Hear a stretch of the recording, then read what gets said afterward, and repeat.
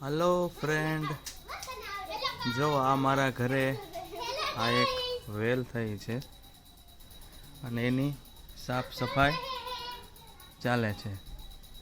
જો એમાં ઉકાઈ ગયેલી આ રીતની સિંગ હોય છે. તો આ લીલી છે અને આ સુકાઈ ગયેલી થોડીક ઉપર છે. નીચે બધી સાફ સફાઈ થઈ ગઈ છે. તો આની વેલની સાફ સફાઈ ચાલે છે. હવે આ વેલનું નામ ગુજરાતીમાં શું કહેવાય તો મને નથી ખ્યાલ. શું કહેવાય? જો આ અમારે નાની અને મોટી છે.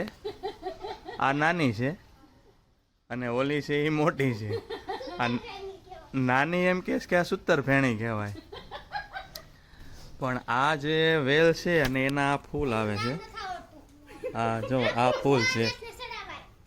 હા એ વાત સાચી, આ ભોળાનાથને ચડે છે આ. પણ આ ગુજરાતીમાં શું કહેવાય આ વેલને એ તો નથી ખબર. कितने तेजस्वी लोग हैं हमारे पास, कितने शानदार विचार रखते हैं. બરોબર. હિન્દીમાં તો ખ્યાલ છે. હિન્દીમાં અને અપરિચિત કાંઈક વેલ કહે છે બધા વિડીયોમાં અમે જોતા હોય ને, એટલે અમે આ વિડીયો બનાવ્યો છે. મોટી એ મોટી, આને શું કહેવાય આ વેલને? હે એમ થોડું હાલે, બોલ તો ખરા. હે અનંત.